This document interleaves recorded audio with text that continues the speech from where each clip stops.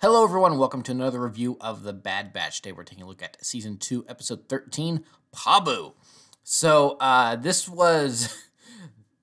I think there are going to be a lot of people that come out of the woodwork and say this episode was boring. I wouldn't call this episode boring, but I would call it laid back. And I think this one works a lot better than Retrievals, episode 10 from earlier in the season, where that one just didn't have an original idea, an original bone in its body. It's all stuff we had seen before and blah, blah, blah. This, I think, was a lot more purposeful in its laid backness, and I actually really enjoyed that. But I do have questions. So we kind of got most of our action out of the way in the first like 2 minutes with that little deal between Fee, which is the name of that archaeologist lady, and some gangsters on some unidentified planet. And the Bad Batch are there helping her out, and then they get the heck out of Dodge once the deal inevitably goes south. And it was cool to see the return of the Jango Fett Zambozel poison bugs from Attack of the Clones. That was cool to see. I liked seeing that. I was like, oh, it's one of those things. Cool. And to actually see them get a little closer to killing their target than we saw in Attack the Clones, because those two didn't really get that far into even the whole stinging phase, because they were dispatched by Anakin pretty quickly. Meanwhile, this one we actually saw it get its stinger out before Hunter saved Fee. Granted, I doubt she was actually in any real danger since the Bad Batch were there. So anyway, when she realizes that they've cut ties with Sid, which is going to be something I'll bring up here in a moment, she's like, all right, I'm going to bring you guys home with me, because it's like, she calls it her home away from home, basically. And it is this planet of refugees, basically, all these different refugees that have, fled different wars and stuff at different points throughout the years. So yeah, an interesting idea to see all these, refugees from all these different conflicts across the galaxy, and most notably, a bunch of them were probably, refugees of the Clone Wars and everything.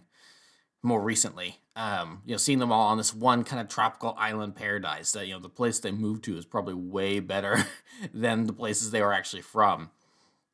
And they've got their whole community there and everything, and it's this nice kind of tranquil Hawaiian island type paradise. And it is nice to see the Bad Batch kind of kick back for a minute and enjoy themselves, because that's not something we've ever really see them do. Tech has a comment at one point where Omega is laughing with this other little girl, and he's like, I haven't heard her laugh like that in a while. And I think that's a very poignant moment, because Hunter says back in Tribe, where it's like, it's unfortunate these kids aren't allowed to be kids, and he's very easily and very quickly swayed into the Batch staying around for a while, because this is going to be an opportunity to let Omega be a kid, and have another girl her age, to learn girly things from, I guess, and not just be a soldier. Just learn how to be a kid and do children's things, and run around and play, and and get lost and have fun little inconsequential adventures and learn life lessons and blah blah blah. They could even they could honestly make a whole series out of that. Slice of life Saturday morning stuff. Of course, it's not all fun and games, because there has to be some sort of tension in this episode, so people just don't go filler, it's filler, blah. And of course, there's an earthquake that causes a tidal wave, and the Bad Batch has to get everyone to safety, and now they're going to stick around to help rebuild the place after the tidal wave took out part of the island. So all in all, there's not really a whole lot of plot here, but the what plot there is here, I think, is very consequential and deliberate. Is that this is the calm before the storm, and we kind of see that literally in this episode with the earthquake and the tsunami and everything, where there's 3 more episodes left. There's only 2 weeks of episodes left, and there's only 3 more actual episodes left. So, with that being the case, letting the Bad Batch, take a load off, kick up their feet a little bit, I think is good. And if we get a season 3, depending on how the season ends, is potentially, like where do they think that their destinies lie They've been on the run from the Empire for the year or so that it's been around at this point. What do they think of their connection to Crosshair? They're just trying to survive. Meanwhile, other clones are still in the fight. Crosshair is, they think, presumably still working with the Empire. We know that's not exactly the case anymore. Echo and Rex are out there doing stuff, trying to get remaining clones, to freedom, hopefully, establishing a network for runaway clones.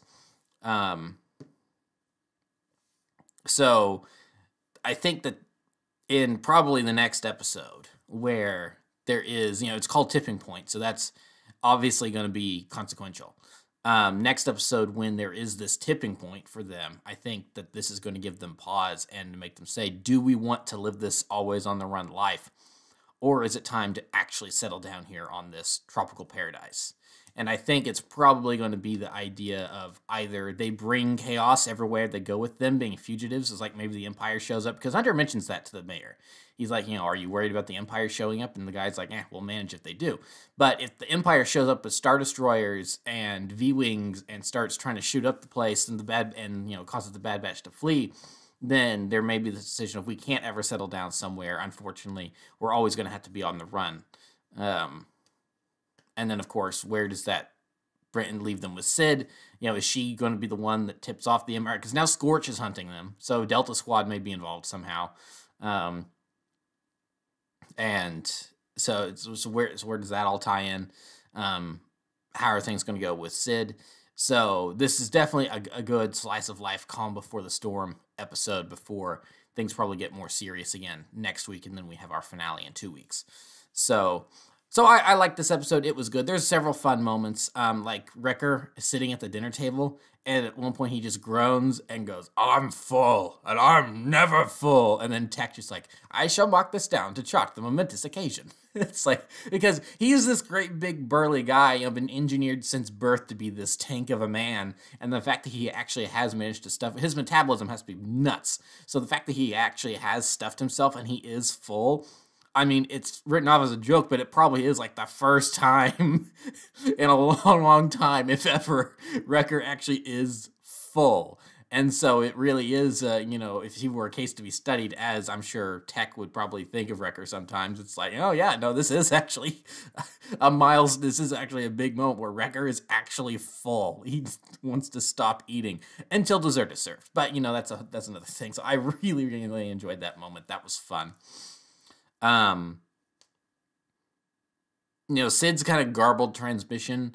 I really don't know where we're going with her, because based on some of the stuff we got with her last season and in the first couple episodes of this season, I really still have this lingering feeling that she is on their side. Fee even says that, she is someone you want to have on your side. It's not necessarily someone you want to be against you. So I feel like she is still kind of on their side a little bit.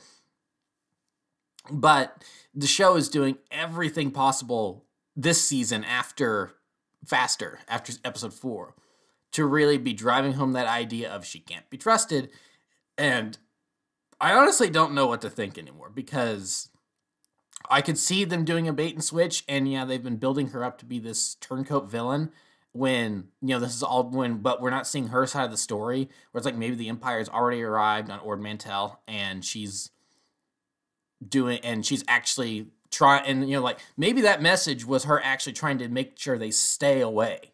It's like, they can't come back here because the Empire's crawling all over the place. So I'm sending them this message to, even if they end up hating me, to make sure they stay away. And then, maybe they go back in the next episode and for whatever reason, and she's like, "You idiots, I left that message so you would stay away. Now you put us all in danger." So I feel like that's still a possibility, and then everyone's going to go, "Oh man, we were wrong about Sid the whole time." Or it is exactly as it appears, and she is going to turn them in for the easy credits, and she is just a despicable person and everything. So I really don't know where we're going with Sid at this point. And I like that. I can't guess it. And it's like, maybe, who knows, maybe I have guessed it, but they are, leaving enough up to speculation to where I can't where I'm still doubting myself. So I'm interested to see where that goes. And I guess next episode is probably going to be the as the episode title says, tipping point on that. So what else? Okay, so as I said, I liked this little slice of life, them able to kick up their feet and everything. However, in some ways, I feel like we missed something because it seems like now the Bad Batch is hanging out with Fee and they're helping her out on. This is not the first mission they've helped her out on. Of course there's the Entombed from earlier in the season, but it seems like they've probably gone on some other unseen, off camera adventures with her, and then this is just probably another in a list of many. Because are she and Tech a thing? I was a little delayed watching this episode. And so I did see this thing posted somewhere that about the Lucasfilm writers living vicariously through Tech to make sure the nerd gets the girl. And I was like, oh, that's weird. But I didn't really think that much of it. And then in this episode, it's like, she puts, and it's like, okay, puts her hand on his shoulder, but then they're clinking their glasses together, Wrecker, I think the big one is when Wrecker elbows him when the mayor shows him. It's like, oh, you got competition. And it's like, wait, hold up. Wait, was that thing I saw online actually legitimate? Are they? And then he kind of, and she's going to go put the treasure away, but then Tech kind of lingers behind. She's like, no, go on, go with your brothers. I'll be fine. I'll be joining you in a moment and everything. And he was like, okay, it's a very short moment between the two of them. And I'm just thinking, hang on a second. I missed something here. When did this happen? and then they watch the sunset together and all the lights come on the island. And it's like, look, I want you to see this. It's beautiful, isn't it? He's like, that is certainly one way to quantify it. And he is amazed, and that's the best way he can say he's amazed. And so I'm just sitting here like, when did this happen? So I mean, it is one of those things where this is going to be one of those things to make them decide. It's like, do we want to be on the run? But I mean, we could put down roots. We could stay on this island and just be happy. Make it grow up. Fee and Tech are maybe a thing now. So and then I mean, plenty of people to go around. I mean, Wrecker and Hunter could find someone to settle down with, maybe if they wanted to. So it is a wait. Where did this come from? It's not that I'm not against it, but it just surprised me, and so I do feel like we missed something. I would have liked another episode exploring that, retrieval. Kick that one out of the rundown. Put another episode in there instead, where we explore that a little bit more, because it just comes out of nowhere.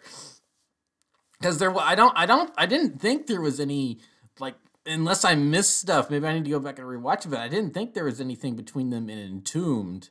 There definitely wasn't in Spoils of War when Fee showed up at the very beginning of that episode. She just called Tech brown eyes, and she's like, technically we all have brown eyes because we are clones, and we are genetically similar, blah, blah, blah. And he does his smart person thing in her. But other than that, there's I don't think there's any moment of interaction between them. And now suddenly there may be a couple. What? Now that, so I don't know. It just feels a little whiplashy. Oh, this is kind of come out of nowhere. So it's funny, more than it is annoying or anything, I think, because it's, if this episode opened up and Tech was dead, I'm like, whoa, when did that? And it's like, oh yeah, it sure is a shame that we lost Tech. And it's like, what happened? Where did Tech go? Where did he die? What happened? It's like, but no, that would be a huge consequential thing that you can't do off screen. But this I just find humorous, that, oh wait, these two characters got together off screen? So as long as it's not a huge part of the plot, and is just kind of this little thing to maybe make them second guess, immediately jumping back into action to go after Crosshair or whatever. This thing that is kind of trying to tie them to, settling down and living normal lives and everything, getting out of the army. Well, they are out of the army, but you know what I mean. This militaristic lifestyle that they've been living as soldiers of fortune. the B team, so to speak. Da da da da da da da. um,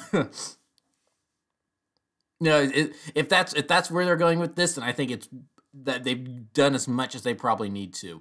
So I just really find it funny that they just kind of, oh yeah, they're a thing now. It's like, what? And I also find it extremely funny that we open up on this episode and it's like, yeah, they have a short little adventure, but then they go to this island, they have a little feast, they have some fun.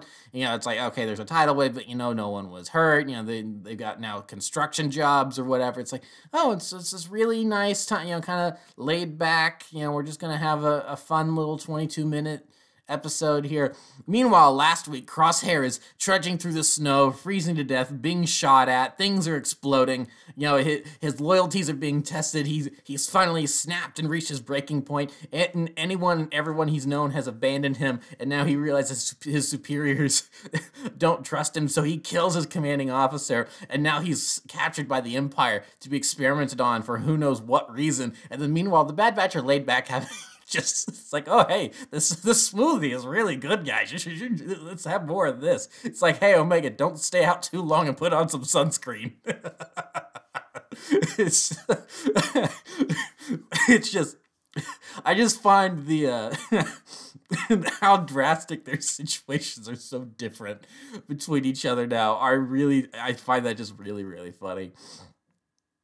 So yeah, we'll see how this ends up in the next episode. And I really think that's all I have to say about this one because, yeah, not a lot happened. It really is just, what is this building to? That's really worth discussing. So I don't really think I have too much to say on this episode. So yeah, that will be it for this one. I will, of course, be back next week with a review of Tipping Point, and we'll see what happens there. So thank you for watching. Remember to like, comment, subscribe, all that great stuff. Remember to follow me on Twitter and Instagram. Those links are in the description below, and I will see you guys next time. Thank you so much for watching, and goodbye.